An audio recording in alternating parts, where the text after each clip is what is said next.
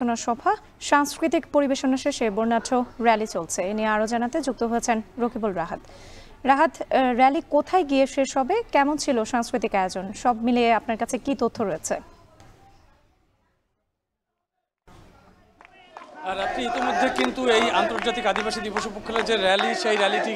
ঢাকা বিশ্ববিদ্যালয়ের টিএসসি এলাকা ঘুরে আবার শহীদ মিনারে এসেছে এবং তারা কিন্তু এই র্যালিতে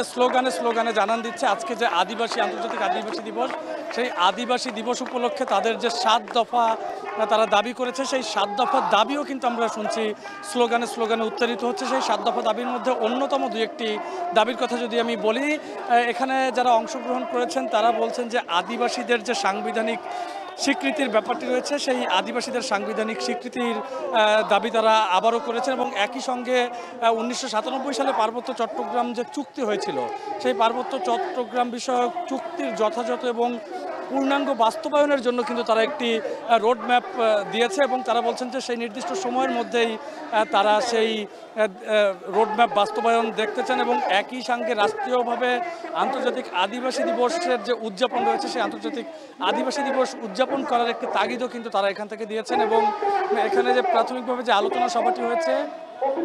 সেই আলোচনা সভায় আমরা দেখছিলাম যে আদিবাসী নেতা যারা রয়েছেন, সেই আদিবাসী নেতা তারা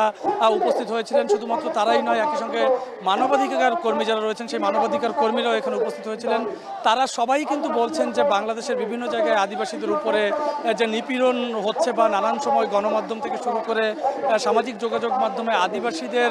নির্যাতনের যে বিষয়গুলো উঠে আসে, সেই বিষয়গুলোর সুরাহা কিন্তু তারা চাচ্ছেন এবং একই সঙ্গে তারা বলছেন যারা আদিবাসী নেতা যারা রয়েছেন তারা বলছেন যে তারা ভবিষ্যৎ বাংলাদেশ যেন সুন্দর হয়, সেটি যেন আদিবাসীদের জন্য, অর্থাৎ পাহাড় সমতল বাঙালি সব জাতিগোষ্ঠী মিলে যেন একটি শান্তির বাংলাদেশ হয়, তেমন প্রত্যাশার কথাও কিন্তু এখানে তারা জানিয়েছেন। এবং তারপরে একটি সাংস্কৃতিক অনুষ্ঠান ছিল, সেই অনুষ্ঠানে কিন্তু আমরা দেখেছি যে আদিবাসীদের যে নৃত্য, অর্থাৎ বিভিন্ন জনগোষ্ঠীর যে নৃত্য রয়েছে, সেই আদিবাসী বিভিন্ন জনগোষ্ঠীর নৃত্য কিন্তু তারা তুলে ধরেছে এবং একই সঙ্গে তারা বলছেন যে বাংলাদেশের যে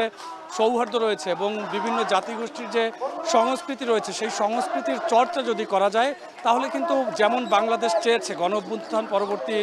ছাত্র জনতা বা বাংলাদেশের মানুষ, সেই বাংলাদেশ গড়তে হলে আদিবাসী সহ